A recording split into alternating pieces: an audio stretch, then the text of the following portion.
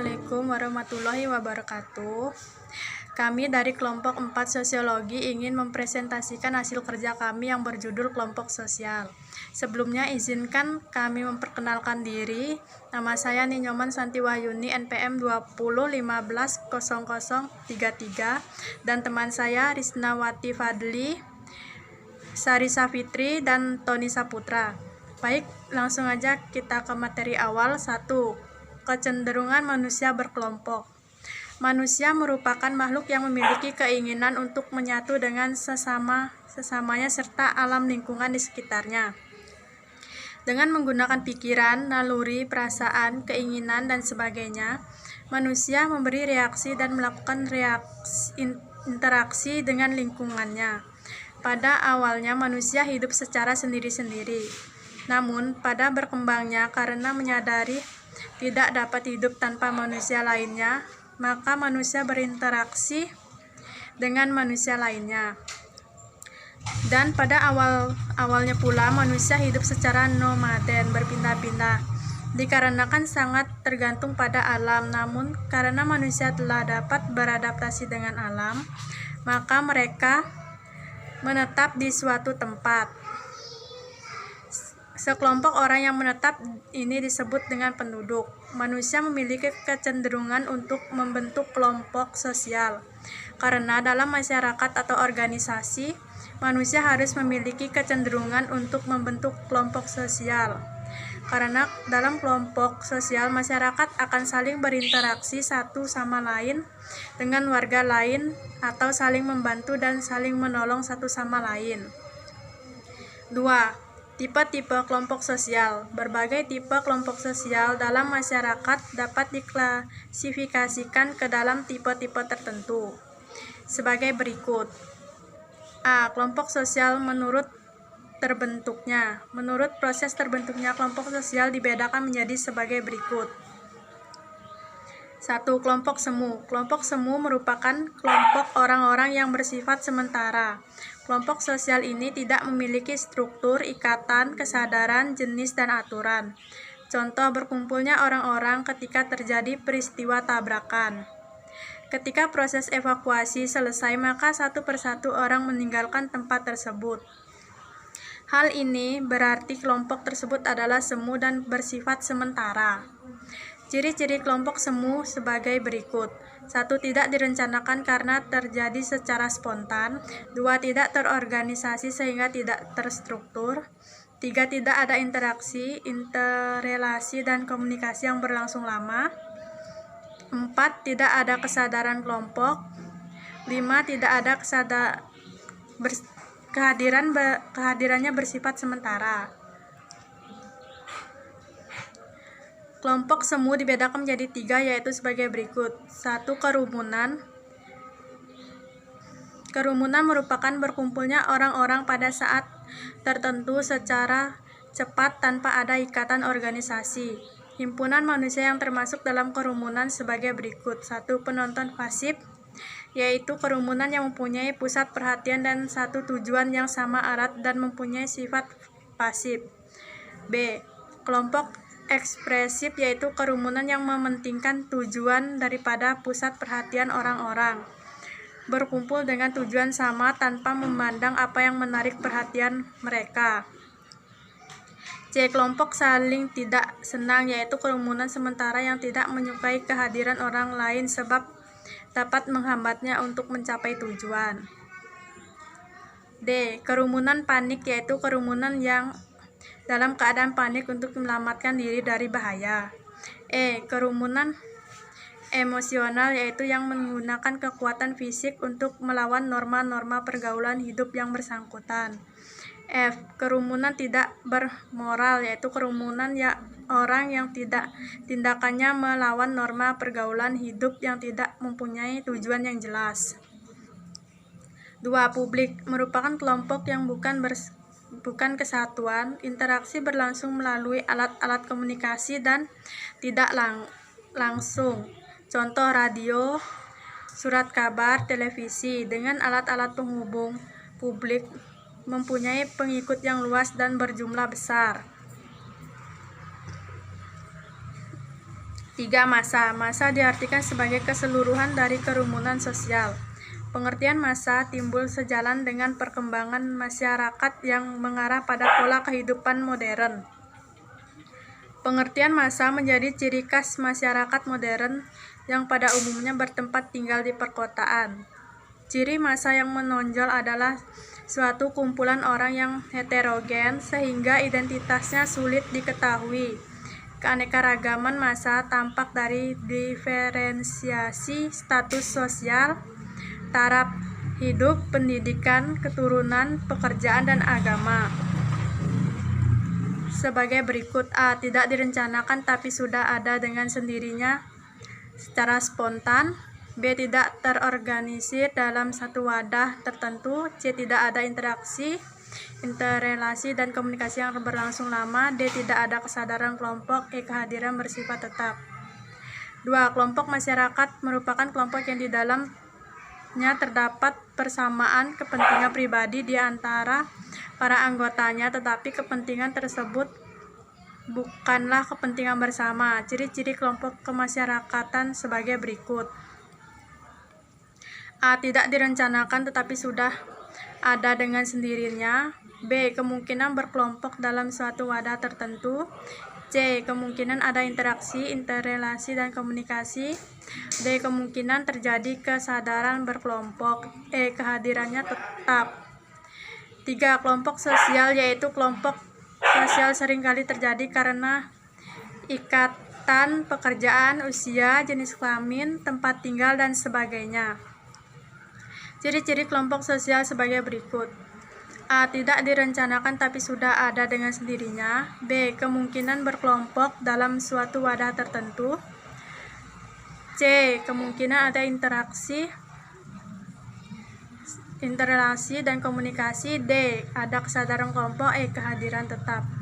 4. Kelompok asosiasi mempunyai bentuk yang tetap. Ciri-ciri kelompok asosiasi sebagai berikut. A. Terjadinya karena sengaja direncanakan atau dibuat, terorganisasi dalam suatu wadah, ada interaksi, interrelasi, dan komunikasi yang terus-menerus. D. Kesadaran berkelompok sangat luas. E. Kehadirannya bersifat tetap. B. Kelompok sosial menurut ikatannya. Kelompok ini didasarkan atas keeratan ikatan antara anggotanya. Membagi kelompok ini menjadi dua, yaitu 1. Paguyuban. Paguyuban pada dasarnya merupakan kelompok sosial yang terjadi karena ikatan darah, garis keturunan, misalnya perkawinan, kerabat, suku bangsa, dan sebagainya. Contoh dari paguyuban yaitu Perkumpulan Keluarga Minang di Jakarta, Perkumpulan Darah Marto Wikrama, dan sebagainya. 2. Perkembangan Patembayan. Patembayan merupakan kelompok sosial yang termasuk atas dasar kepentingan tertentu. Seseorang akan menjadi anggota patembayan dengan memperhitungkan untung rugi. Contohnya, perusahaan dan perkumpulan PKK, dan sebagainya. Kelompok primer dan kelompok sekunder. Kelompok primer adalah kelompok kecil yang anggotanya memiliki hubungan dekat, personal, dan langgeng. Misalnya keluarga.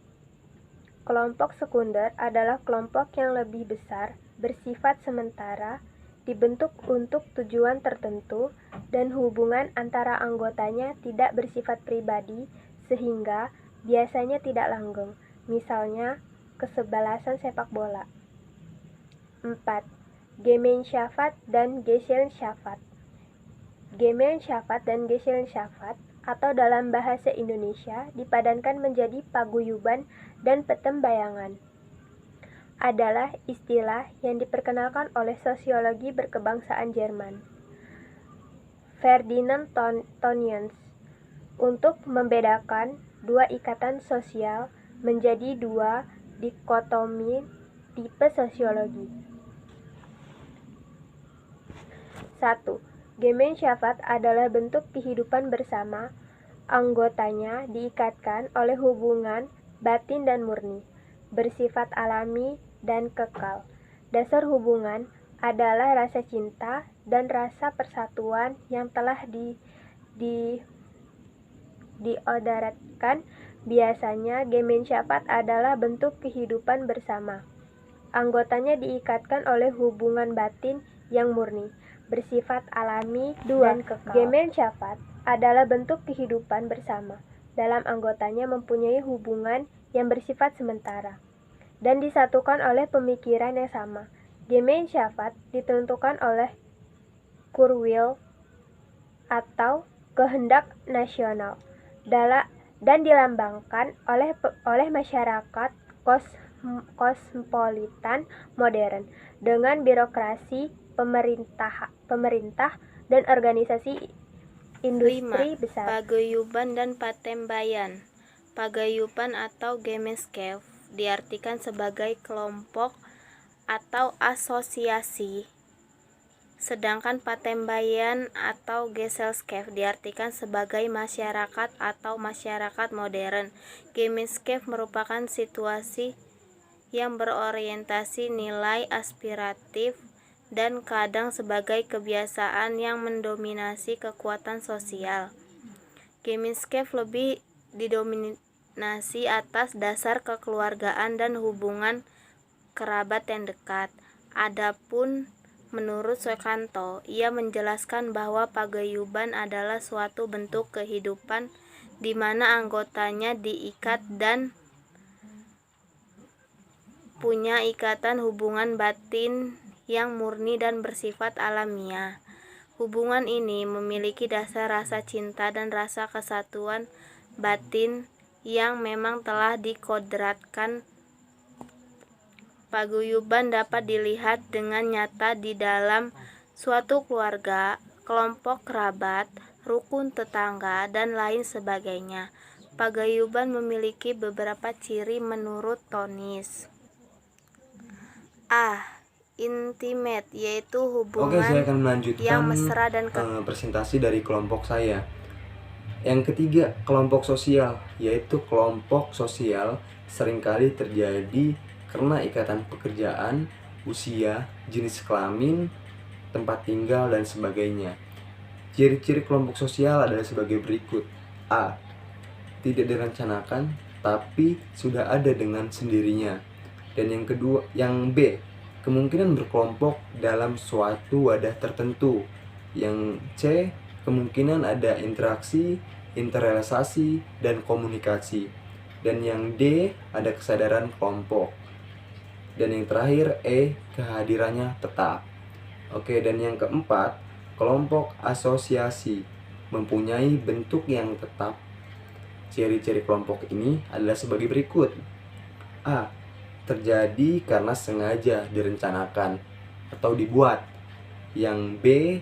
Terorganisasi dalam suatu wadah. Dan yang C. Ada interaksi, interrealisasi, dan komunikasi secara terus-menerus. Yang D. Kesadaran berkelompok sangat kuat. Dan yang E. Kehadirannya bersifat tetap. B. Kelompok sosial menurut ikatannya.